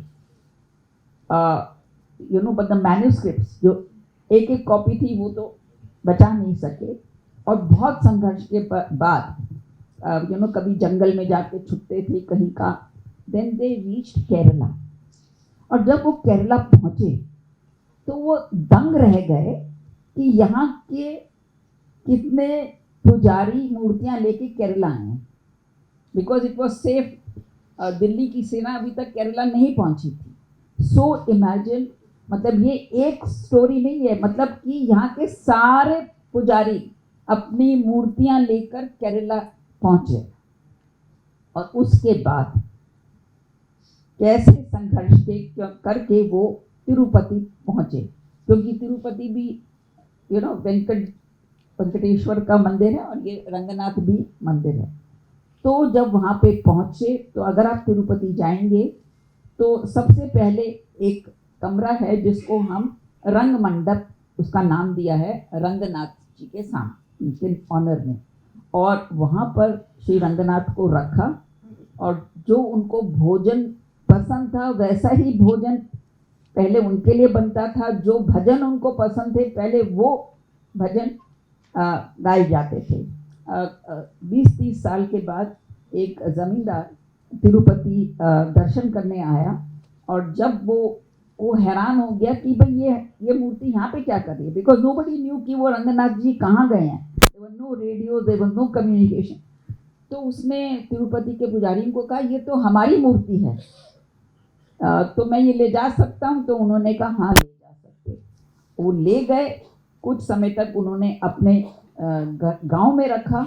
और फिर अगर आप रंगनाथ मंदिर पे जाएंगे तो एक आपको शिलालेख मिलेगा दीवार पे। वो कहते हैं कि मैं हूँ जो श्री रंगनाथ को तिरुपति से इस दिन इस सन वापस लेके आए हैं। So this is, that this is a story of, मतलब कि हम इतने, जैसे आपने कहा कि भाई इतने समय से हम जीवित क्यों हैं, हम जीवित इसलिए हैं क्योंकि किसी ने हमारे ऊपर ये सभ्यता ऊपर से नहीं थोपी। We all believed in it, और चाहे कितना कष्ट क्यों ना हो, we tried our best to save our gods and our सभ्यता। Thank you. यहाँ सभी इस बात पर आश्चर्य करते हैं, इतनी विविधता से भरा हुआ देश है, रंग रूप भूमि भाषा, लेकिन इस पूरे राष्ट्र को कौन एक रखता है? तो वो हमारा धर्म है। धर्म का मर्म ही हमें 1200 वर्ष की स्वतंत्रता में भी हमें एकता के सूत्र में पिरोए रखा। और जब हम एक बार फिर से वैश्विक गुरु बनने के प्रयास में है, तब भी हमारे आध्यात्म और हमारी धार्मिक शक्ति ही हमें हमारा मार्ग प्रशस्त कर रही है। क्योंकि बहुत सारे लोगों के मन में प्रश्न होगा, तो 4-5 प्रश्न एक साथ ले लें जिससे थोड़ा सा आसान हो जाए। जी सवाल पूछ सके? जी जी। सबसे पहले मीनाक्षी जी, आपको बहुत बहुत बधाई। और इतिहास के बारे में कहा जाता है कि इतिहास वही बनाते हैं जो इतिहास से आगे निकल जाते हैं, तो आपने तो इतिहास का पुनर्लेखन भी किया, बहुत बहुत बधाई आपको। आज प्रदीप जी, आज राम मंदिर बन गया है अयोध्या में, सब कुछ बम बम है चारों तरफ। और मीनाक्षी जी के शब्दों में कहें कि मथुरा काशी के बारे में अब तो पब्लिशर भी सोचने लगे हैं। सवाल मेरा ये है कि अगर प्रदीप जी हम सोशल ऑडिट करें तो हम लोग ये पाते हैं कि लोगों में एक तरह की उदासीनता है। तो क्या हम अपनी चीज़ों को फॉर ग्रांटेड लेते हैं? क्योंकि अयोध्या में राम मंदिर देखिए कितने सालों, कितने दशक लग गए, कितना पुनर्जागरण हुआ। तो आज इस नवोत्थान में आज कुछ आपके माध्यम से कुछ ऐसा हम सोचें, करें, विचार करें, जिससे जो ये टेक सेवी युवा पीढ़ी है वो इतना समय न लगाए आगे, कि जब उसके भविष्य में कुछ ऐसा है तो करीब उसे समय न लगे। तो मुझे बताइए कि फॉर ग्रांटेड क्या हम ले रहे हैं कि हमारे पास इजीली अवेलेबल है सारी चीज़ें, तो टेंशन की बात नहीं है, चलो कोई और देखेगा। दूसरा कोई प्रश्न? नमस्कार। बहुत कुछ हो रहा है, युवा पीढ़ी बहुत नए नवचेतना और जागरूक है, जानना चाहती है। बट मेरे हिसाब से पूरे विश्व में हमारे पास ही यंगेस्ट पॉपुलेशन है। सो द शेयर नंबर, जो थोड़े बच्चे भी इस बारे में सोच रहे हैं, इसमें विचार कर रहे हैं, इस तरफ जो उन्मुख हुए हैं, that number becomes a big number. लेकिन हमारी यूनिवर्सिटी में, हमारे विद्यालयों में आज भी वही पाठ्यक्रम है। And the nature of law, by the laws of force, एक पुल और पुश दोनों का प्लस माइनस का नेट रिजल्ट ही दिखेगा। और जो उन्होंने कहा अभी कि सुप्त अवस्था वाले की भी कमी नहीं है, फॉर ग्रांटेड चल रहा है, मुझे क्या, मैं तो पॉलिटिक्स में नहीं पढ़ता, ऐसी महिलाओं की, बच्चों की, ये शिक्षा देने वाली माताओं की कमी नहीं है जो बोलते बेटा ये सब तुम्हारे को नहीं, बस तुम अपने कैरियर के बारे में सोचो, तुम्हें अपने नंबरों की चिंता करनी है, तुम्हें अपनी यूपीएससी में टॉप करना है, like that. So are we going very slow? क्या हम बहुत पीछे नहीं हैं इतिहास के पन्नों में? आज भी हमारी स्कूल की टेक्स्ट बुक में हमारी प्राचीन सभ्यता के नाम पे सती की पिक्चर आ रही है। और जैसा आपने बोला, कॉमन नैनी, कोई भी, खास तौर पे दिल्ली क्षेत्र की, मैं तो देहरादून से हूँ, पर वही बीमारी आज मेरे अपने, और हर पढ़ी लिखी लड़की अपने बच्चे को मना करती है, अगर वो सेब बोल दे तो शायद उसकी पिटाई हो जाती है। Apple, and the best Hindi that they are speaking at home is कि एप्पल ईट करोगे, यू नो, लाइक, मतलब वो जो असर है, वो जो छाप है हमारी कंटिन्यूस है ना। हमारे विद्यालयों में आज 150 वर्ष का वंदे मातरम का उत्सव हम सब जगह बना रहे हैं, संसद में बहस हो रही है, पर सरकारी स्कूल में भी वंदे मातरम रोज गाया नहीं जा रहा है। बहुत कोई, मैं बाल आयोग देख रही हूँ और 4 साल से मैं मिशनरी स्कूल्स में इसके लिए दस्तक दे रही हूँ कि आपको वंदे मातरम, और तब वो कहते हैं कि जी उन्हें हम 26 जनवरी और 15 अगस्त को जो है उन्हें राष्ट्रगान और नेशनल एंथम में फ़र्क नहीं मालूम है। Are we not too slow? जी नमस्कार सर, मेरा नाम वीरेंद्र सिंह नेगी है और मैं जर्नलिज्म पत्रकारिता का छात्र हूँ। मेरा सीधा सवाल है कि जब पहले हमारे जो धर्म के हित से जुड़े जो विषय होते थे उस पर सब लोग बोलने से बचते थे कि हाँ कहीं विवाद में ना आ जाए या कुछ, लेकिन कुछ समय पहले से हम लोग देख रहे हैं कि सब लोग अपने विषयों को रख रहे हैं। तो पहले तो इसका आप मुझे मुख्य कारण बता दीजिए कि ये कैसे जो है वो हो पाया कि सब लोग हमारे धर्म की तरफ, हमारे हिंदू धर्म की तरफ जो अपने विषयों को रख रहे हैं, आगे बढ़ रहे हैं उसके लिए। और सेकंड, आप कोई एक ऐसा संदेश दीजिए जिससे कि और हमारे जो युवा पीढ़ी है, हमारी जेन ज़ी जो जनरेशन है, वो और हिंदू धर्म की तरफ, हमारे सनातन धर्म की तरफ आगे बढ़े और उसे नेशनल लेवल, इंटरनेशनल लेवल तक उसे प्रेजेंट करे। यही है मेरे पास। एक ताली हो जाए इस प्रश्न के लिए। युवा है बहुत, और इनमें जिज्ञासा भी है और कौतूहल भी है। जल्दी से 2 प्रश्न। भाई साहब, एक प्रश्न मेरा भी है। मेरी डॉटर DPS में पढ़ती है, और हम जब पढ़ते थे स्कूल में तो 15 अगस्त 26 जनवरी को हम स्कूल जाया करते थे। भले ही हमें देश के बारे में रोज़ सोचना चाहिए, पर एटलीस्ट हर 6 महीने के बाद देश हित में जो बातें हम 15 अगस्त और 26 जनवरी जाके करते हैं वो 6 महीने तक हमारे जहन में रहती है। पर आज के डेट में क्या है कि स्कूल्स में 15 अगस्त और 26 जनवरी छुट्टी होने लगी है। 14 तारीख को और 25 तारीख को मनाने लगे हैं वो 26 जनवरी और 15 अगस्त। तो ये बड़ा विनम्रता है हमारे देश की कि 15 अगस्त और 26 जनवरी में भी हमारे बच्चे अपने भारत देश के बारे में जो जानना चाहते हैं और एटलीस्ट वो भावना अपने मन में लाना चाहते हैं, वो भी नहीं ला रहे हैं। तो एटलीस्ट इसके बारे में कुछ हमें विचार करना चाहिए।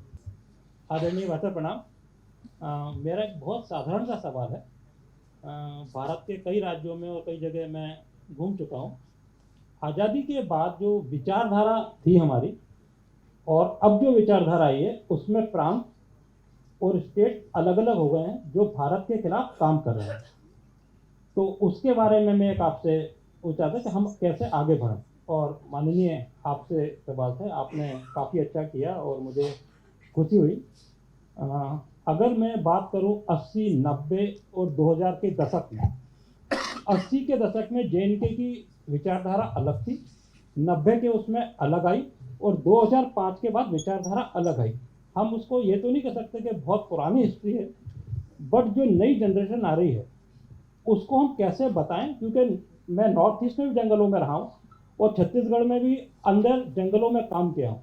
बट इस 3 साल के अंदर जो विचारधारा में परिवर्तन आया है और जो भारत विरोधी ताकतें हैं, क्योंकि हिस्ट्री की अगर बात करेंगे तो वो बहुत पुरानी हिस्ट्री हो गई कि 100 साल पहले ये हुआ, 500 साल पहले क्या हुआ, तो उसके बारे में माननीय मैं थोड़ा सा चाहता हूँ। धन्यवाद। धन्यवाद आपके प्रश्नों का। और जो है हमारे दोनों माननीय मेहमान उनसे उत्तर लेंगे, और हम जिनके सानिध्य में इस पूरे कार्यक्रम को कर रहे हैं उनकी भी जो है विशेष टिप्पणी जो है इन प्रश्नों पर लेंगे।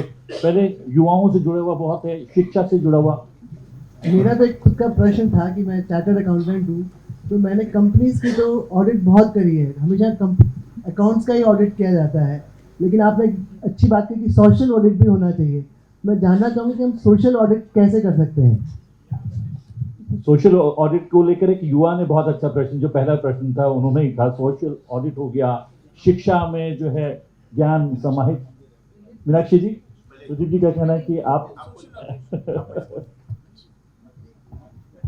आपने भी इस प्रश्न को उठाया ना कि हमारे पाठ्य पुस्तकों में भी अभी बहुत ज्यादा परिवर्तन नहीं हुआ है। नहीं, अभी नई शिक्षा नीति में कुछ समाहित की गई है, लेकिन मेरे को विश्वास है कि जो हमारी यंग जनरेशन है वो अब अपने आप रास्ते ढूंढने का प्रयत्न कर रही है, क्योंकि बहुत से बच्चों को जो मैं मिलती हूँ तो most of them are science students. वो IITs में पढ़ रहे हैं, हिस्ट्री के बहुत कम हैं।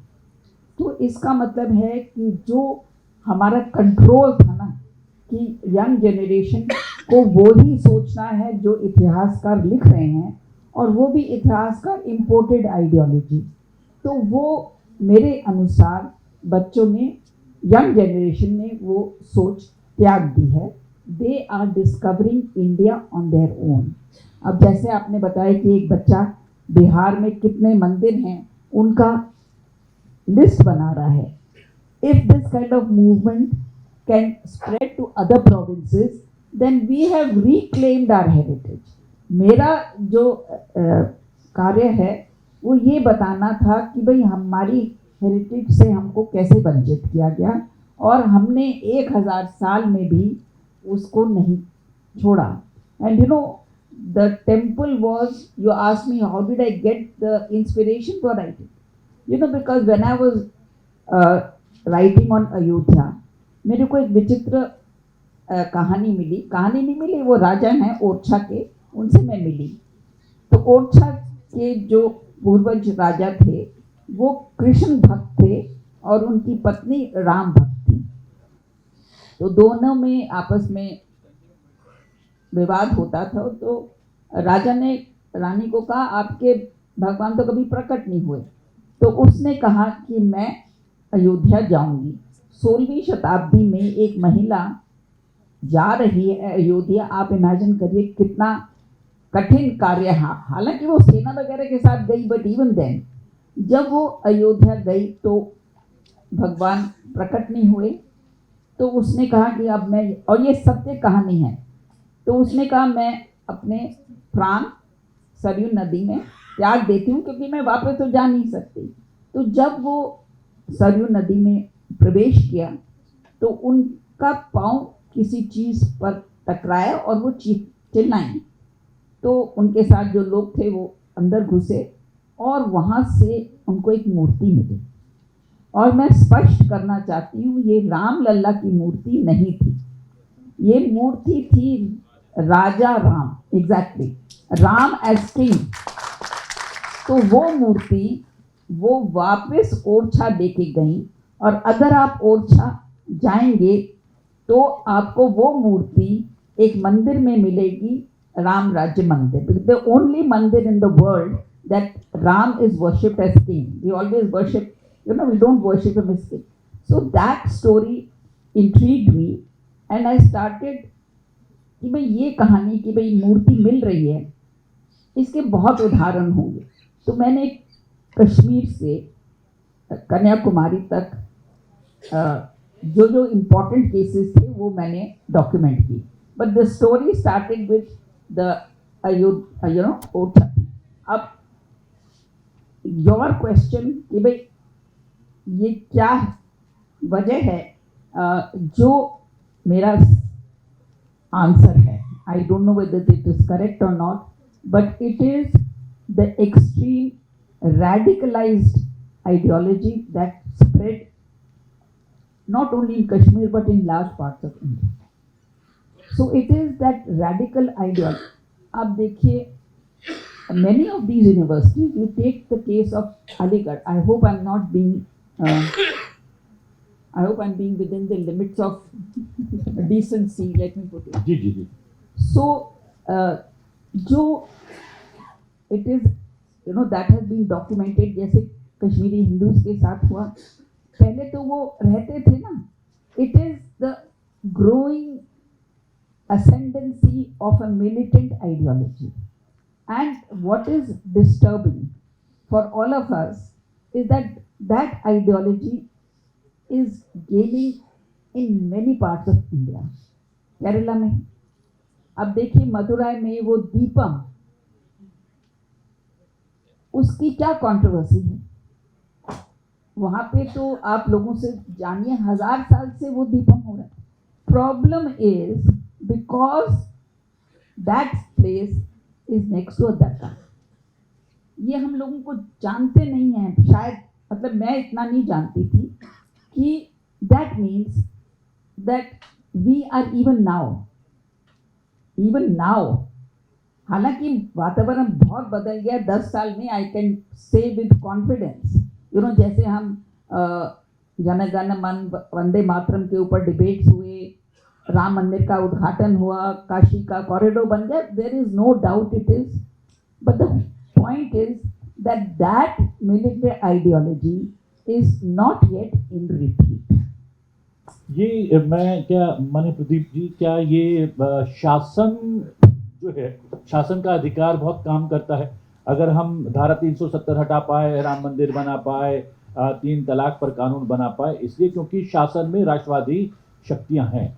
लेकिन कुछ राज्यों में राष्ट्रवाद से विमुक्त हुई शक्तियां जो हैं वो शासन कर रही हैं, और उन राज्यों में ये जो है चुनौतियां सामने आ रही हैं। देखो, योगी अरविंद जी का एक बड़ा महत्वपूर्ण स्टेटमेंट आता है उसमें उन्होंने कहा है कि भूतकाल का गौरव, वर्तमान की पीड़ा और भविष्य के सुनहरे सपने जिस युवा पीढ़ी के साथ होते हैं वो समाज आगे जाता है। मंदिर की लड़ाई ये केवल मंदिर की लड़ाई नहीं है, वो हमारा एक सिंबल है, हमारी अस्मिता है, पहचान का एक केंद्र बनाया था। ये भाव जागरण हमको सभी के मन में लाने की आवश्यकता है, और सब जिसके पास ये भाव जागरण होता है वो समझ लेता है ये किसी धर्म के विरुद्ध नहीं है, ये किसी के अस्मिता के विरुद्ध भी नहीं है, पहचान के विरुद्ध भी नहीं है, ये अपने समाज की अपने पहचान बनाने के लिए प्रयत्न है। मुझे लगता है हमारे देश में जब ये कंटेंट नए युवा पीढ़ी को हम देने का प्रयत्न करते हैं तो वो उस दिशा में बहुत गति से अपने कदम बढ़ाते हुए, हमारा अनुभव ये बताता है, वो बहुत गति से कदम बढ़ाते हुए हमारे तरफ आते हुए दिखता है। तो इसलिए शायद वो समझ लेता है कि ये मेरे इस कुछ लेना देना नहीं, ये भूमिका से वो जल्दी बाहर आ जाता है। वो अपने आप को पार्ट एंड पार्सल किसी आंदोलन का, किसी विषय का, जागरण का को बनाने की दृष्टि से बहुत गति से दिखता है। ये पहला भाग। दूसरा, हमारे यहाँ पर जो समाज विकास का जो मॉडल चला है, मैंने जैसा उल्लेख किया कि उसका आधार ये अध्यात्म रहा। वो शब्द धर्म के आधार पर हमने उसको ज्यादा प्रगटीकरण किया। धर्म मानते हैं, धर्म मतलब एक केवल पूजा पद्धति नहीं है, वो view of life, way of life और बाकी सब दृष्टि से हम उसको, सुप्रीम कोर्ट ने उसके बारे में बहुत बार उसका एक प्रकार से परिभाषा करने का भी प्रयत्न किया है। धर्म की रचना में हमको नया पीढ़ी शायद ये समझ रही है, ऐसा मैं मानता हूं। 3 प्रकार के धर्म का विचार हमारे यहां पर होता है: कुल धर्म, समाज धर्म, राष्ट्र धर्म। ये तीनों धर्म की महत्ता समाज के हर व्यक्ति के पास पहुंचना चाहिए। राष्ट्रीय स्वयंसेवक संघ तो इसी विषय को लेकर चल रहा है। हम कुल धर्म के उल्लेख नहीं करते, लेकिन हमारा आग्रह है हिंदू अपने आप के कुल के बारे में सचेत रहे, जागरूक रहे, क्योंकि वो हमारी पहली भूमि वो है जो हमको ज्यादा सिखाती है, ज्यादा संवेदना देती है, ज्यादा संस्कार देती है। समाज धर्म उसके बाद में है, राष्ट्र धर्म और उसके साथ जुड़ा हुआ है। मुझे लगता है ये प्रयत्न हमारे नए पीढ़ी के सामने हम देने का प्रयत्न करते हैं तो शायद उसका आकर्षण भी बढ़ता है। और अभी हमारा अनुभव है, जैसे प्रतिबिंब जी ने बताया कि भाई नए युवा पीढ़ी धार्मिक बनने की दिशा में जा रही है, उसके मन में जागृति आ रही है, वो अपने आप को प्रकट करना भी चाहता है। अच्छे यंग युवा पीढ़ी के लोग मंदिर जाना शुरू हो गया है, लेकिन केवल मंदिर जाने से धर्म प्रकट नहीं होता। हमारी आध्यात्मिकता की, हमारी जीवन की शैली, विचार की शैली, दूसरे के तरफ देखने का दृष्टिकोण, प्रकृति के साथ चलने का दृष्टिकोण, ये सब विकसित होगा तो उसका एक लाभ हमारे समाज जीवन में मिल सकता है। मुझे लगता है हमारी नई युवा पीढ़ी ऐसे विषयों को लेकर चलना चाहती है, ऐसा मैं अनुभव बताता हूँ। उन्होंने सोशल ऑडिट के बारे में शायद एक बार उल्लेख किया था। शायद हम लोग इसके बारे में मानते हैं और सारा मंच और सब वक्ता इसके बारे में उल्लेख भी करते हैं। हमारा समाज ये शासन केंद्रित कम रहा है। हमारी रचना वैसी रही। हमारे समाज में हमने ऋषि संस्था मानी है, अलग अलग प्रकार के संस्थाओं के द्वारा समाज का संचालन होते हुए हमने देखा है। समाज का अपना एक इवोल्यूशन का एक प्रयास है। वो विवेक अविवेक खड़ा करता है, चर्चा होने देता है, उसमें से सार निकालकर समाज को आगे ले जाने का प्रयत्न करता है। उसको मैंने कहा ये सोशल ऑडिट होना चाहिए। ये हर समय हमारे यहाँ पर हुआ है। जैसे मीनाक्षी दीदी ने मंदिर के बारे में बताया कि मंदिर के जैसे भगवान जहां जहां गए उसके एक रूट रहा, उसको फिर उन्होंने एक आस्था के केंद्र के नाते चलाया। ऐसे हमारे समाज में हर समय ऐसी स्थिति आई है कि हमने अपने आप को युगानुकूल, कालानुकूल, समयानुकूल बदलाव की स्थिति में लाया है, कोर कायम रखते हुए। उदाहरण के रूप में अभी जैसे आज हम जल मिशन वगैरह शब्द सुनते हैं, फिर पानी का महत्व आज दीवार पर लिखने के लिए हमको बताया जाता है, लेकिन हमारे संस्कृति, सभ्यता, दिनचर्या, परिवार के हर विषयों में हमने पानी को महत्व दिया है। हमारी पूजा में सबसे पहले तो जल का पूजा होता है, पृथ्वी की पूजा होती है। शायद हम उसको डिकोड नहीं कर पा रहे, हम उसको नए पीढ़ी को बताने लायक हमारा वो शास्त्र हम विकसित नहीं किया। अगर वो करते हैं तो हमको ध्यान में आता है कि वो नई पीढ़ी जल्दी समझती लेती है। तो हमारे सोशल ऑडिट के नए परिभाषित विषयों को सामने ले जाना और उसके आधार पर समाज की व्यवस्था का विकसन होते रहना, वो विकसन है, वो एक स्थिति नहीं है, वो चलती रहेगी। जैसे अभी मीडिया अपने हाथ में आया, मोबाइल अभी हाथ में आया, तो लोगों को डर लगता है ना कि बच्चा लोग ज्यादा मोबाइल देखते रहता है, पढ़ाई करता है कि नहीं करता है, सब घर में चर्चा चलती है। अब ये तंत्र उसके मन में हमको पहुंचाना है कि ये आपके लिए उपयुक्त है, ये आपके लिए हावी होने नहीं देना है। मोबाइल आपको नहीं चलाएगा, आपको मोबाइल चलाना है। ये तारतम्य तो संतुलन हम उसको सिखाते हैं क्या? ये सिखाना है ना सोशल ऑडिट है। परिस्थिति के अनुकूल जो बदलाव समाज में आते हैं, जो परिस्थितियां आती है, उसके अनुकूल अपने समाज को आगे बढ़ाने के लिए, अपने धर्म आस्था का केंद्र बिंदु लेकर चलने के लिए, उसको मैंने कहा सोशल ऑडिट। ये हर समय हमारे समाज में होता है। शायद आज उसकी चर्चा बहुत कम मंच पर होती है, लिखानों में भी कम होती है, टीवी पर तो होती नहीं है, तो इसलिए मैंने उस शब्द का उल्लेख किया है। मैं चाहूंगा कि प्रेरणा विमर्श या फिर प्रेरणा इस संदर्भ में क्या कुछ कर रहे हैं, एक एक जो है टिप्पणी आपसे, प्रीति दीदी और अनिल जी आपसे। पिछले विगत 6 वर्षों से हम, ये छठा हमारा प्रेरणा विमर्श है, इसको हम करते आ रहे हैं। 2020 से हमने इसको शुरू किया था। तो हम हर वर्ष एक नया विषय लेते हैं और उस पर मंथन करते हैं। तो प्रथम वर्ष में हमने क्या था, हमारा भारत की विरासत, उसको लेकर हम चले थे।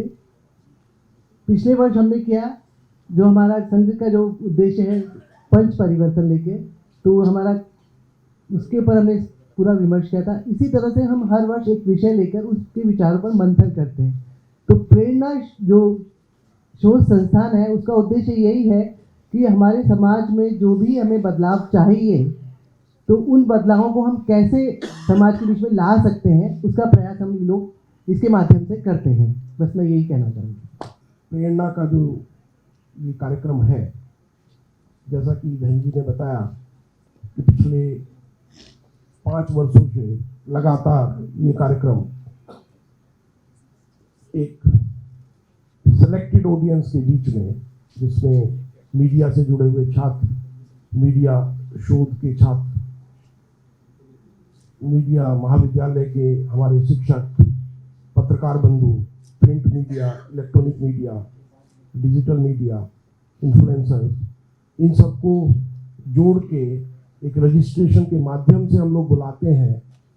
एक जो इस समाज में इन आयामों की जो क्रीम है, वो क्रीम यहाँ मौजूद रहती है और हम लोगों के जो वक्ता हैं वो अलग अलग विषयों के हिसाब से उनको सेलेक्ट करके उनको आमंत्रित करते हैं और उसके द्वारा ये निरंतर समाज के अंदर जो बदलाव होना चाहिए, जो नवोत्थान का जो विषय इस बार लिया गया है, उस विषय को आगे बढ़ाती है और अलग अलग सत्रों में अलग अलग हमारे जो मुख्य अतिथि होते हैं उनके द्वारा हमको एक ज्ञानवर्धन मिलता है, जिससे कि हमारे जो मीडिया बंधु हैं उसको आने वाले समय में आगे लेके चलते हैं। धन्यवाद। जी हाँ, इतना संपन्न मंच और इतने उत्साही दर्शक जो है बहुत ही कम कार्यक्रमों में उपस्थित रहते हैं। मुझे सौभाग्य देने के लिए प्रेरणा विमर्श का बहुत बहुत धन्यवाद। धन्यवाद मीनाक्षी जी आपका, धन्यवाद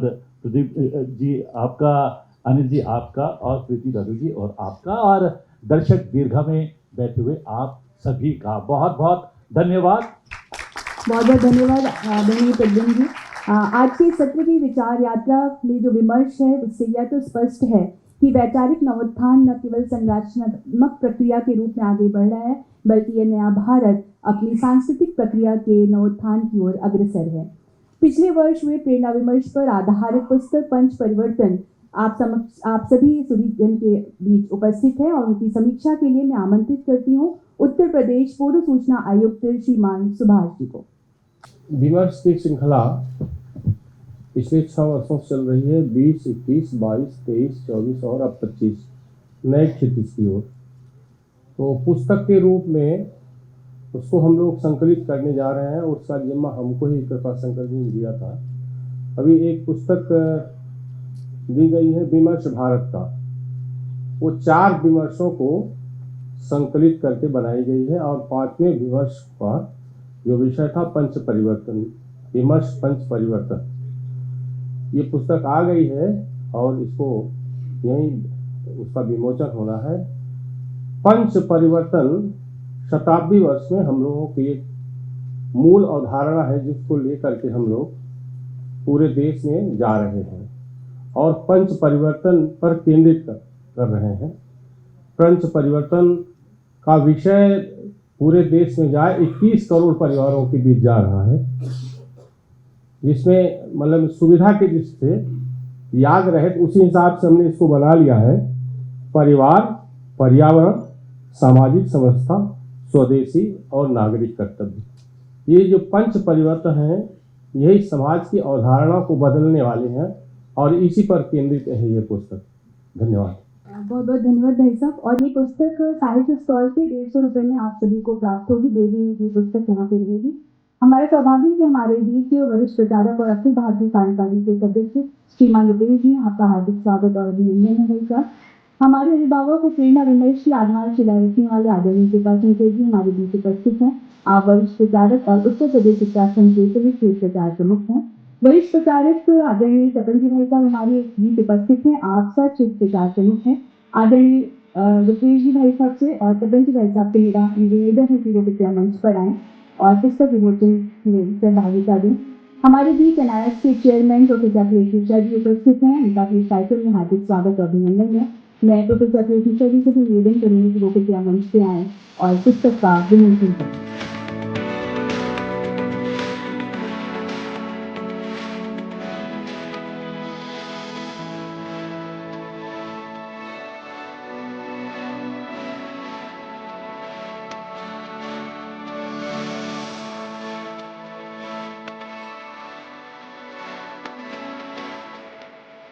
मैं आदरणीय अनिल जी भाई साहब से निवेदन करूंगी कि सभी अतिथियों का धन्यवाद ज्ञापन करें। सम्मानित मंच, आज के इस कार्यक्रम में उपस्थित माननीय प्रदीप जी जोशी जी का हम लोगों को अलग अलग इस विषय के जो महत्व थे उस पर एक विचार मिला। जैसा कि सब लोगों को ज्ञात है कि 1947 में अंग्रेज भारत छोड़ के चले गए, सो कॉल्ड देश आजाद हुआ, परंतु हम लोगों की सांस्कृतिक गुलामी उसके बाद भी बची रही। उसी सांस्कृतिक गुलामी को तोड़ने का ये एक प्रयास है जो इस कार्यक्रम के द्वारा उसको आगे बढ़ाने के लिए किया गया है। तो भाई साहब आपका बहुत बहुत धन्यवाद प्रदीप जी। आपके द्वारा बहुत सारे इस तरह की मंत्र हम लोगों को मिले हैं और इस सभागार में उपस्थित श्रोताओं को मिले हैं जो आगे चल के इस नवोत्थान के जर्नी में, इस नवोत्थान के आगे के कार्यक्रमों में वो बहुत ही कंट्रीब्यूट करेंगे इसकी डेवलपमेंट में। और मीनाक्षी जी ने तो हम लोगों को अपने ज्ञान से, अपने इतिहास के जो उनकी खोज है उससे जो चीज़ें बताई हैं उसमें बहुत सारे ऐसे विषय, बहुत सारी ऐसी चीज़ें थी जिसका ज्ञान शायद पहले से हम लोगों को यहाँ पे नहीं था। कि एक वो समय हम लोगों को पता है कि उन्होंने जो किताबें राम और अयोध्या के ऊपर जो किताब लिखी, जो उन्होंने बताया, उसके लिए पब्लिशर नहीं मिला इस देश के अंदर। इससे बड़ी विडंबना शायद इस देश की नहीं हो सकती। उनकी लिखी हुई किताबें Hindu of Hinduism, flying of deities, ये इस तरह के विषय थे कि शायद मीनाक्षी से अलग कोई भी इन विषय के ऊपर हिम्मत नहीं कर सकता था उस समय के अंदर इस तरह की किताबों को लिखने। जो उन्होंने हमें बताया कि एएनयू के इतिहासकारों के द्वारा लिखा हुआ इतिहास इस देश के विद्यार्थियों को परोसा गया, ये एक बड़ी विडंबना है। पृथ्वी शर्मा जी जो बहुत वरिष्ठ पत्रकार हैं, आपने जो समय आज के इस कार्यक्रम के लिए प्रेरणा को दिया है, प्रेरणा आपका आभारी रहेगा। और आपके द्वारा चलाए गए इस कार्यक्रम से सभी श्रोता और सभी हमारे जितने भी प्रेरणा से जुड़े हुए सभी लोग थे, सबको एक ज्ञानवर्धन हुआ है। और हम लोग इस कार्यक्रम को अभी इसका दूसरे सत्र का समय हो रहा है, इस पर दूसरा सत्र बहुत जल्दी इसका शुरू किया जाएगा। नमस्कार।